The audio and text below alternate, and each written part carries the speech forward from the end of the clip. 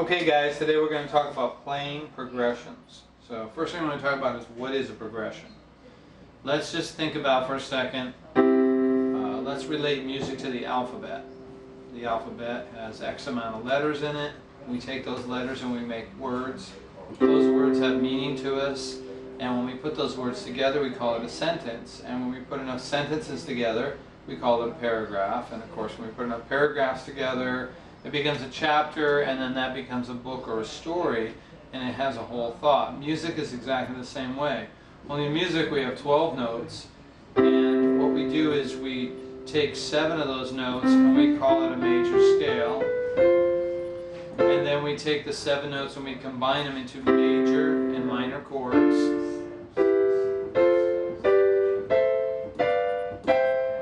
And then we take those chords and we mix them up. Like for instance, we might play a C to an A minor, to an F, to a G. And you can hear that that's, you know, My Girl, some popular tune. Now what we call these, instead of sentences, we call them progressions. So, and instead of saying that I'm going to play a C chord to a G chord to an F to an A minor, instead I'll use numbers, and I number them like this: 1, 2, 3, 4, 5, 6, 7, and 8. Of course 8 is the same as 1, so there really isn't an 8 chord. There's only a 1 chord, a 2 chord, 3, 4, 5, 6, and 7. So you might have heard somebody say before, oh, they're playing a 1, 4, 5. Well, what does that mean? It means that they're playing the chord built on the first tone of whatever key they're in, the 4th tone, and the 5th tone. Now 1, 4, 5 is probably the most common progression in all of music, and it sounds something like this.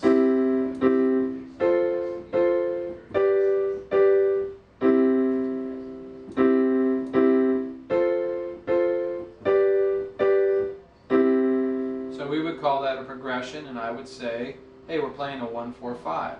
Now if someone said, oh, well, why don't we add a 6th chord in there? Then I'd say, okay, well, what's my 6th note? 1, 2, 3, 4, 5, 6. In the key of C, that's an A, and I would build a chord on it, and there's my 6th chord. Now you're probably noticing with your ear that the 6th chord is minor. The 6th chord is minor in every major key, because it has to be. The 1st chord is always major, the 2nd chord is always minor, the 3rd chord is always minor. Now I'm not talking about the order that they play them in. I'm talking about the way we would build them on the tones of Do, Re, Mi, Fa, Sol, La, Ti, Do. Or 1, 2, 3, 4, 5, 6, 7, 8. So I know that whenever I hear a minor chord, it's either the 6th chord, the 3 chord, or the 2 chord. Because a minor chord can never be the 1 chord. Here's my 1 chord. If I'm in the key of C, there's 1. What's the name of a chord? Well, it's 1, 3, 5 or 1 flat 3, 5. What's the rules? The rules are I can only use the notes that are in the key that I'm in to make chords.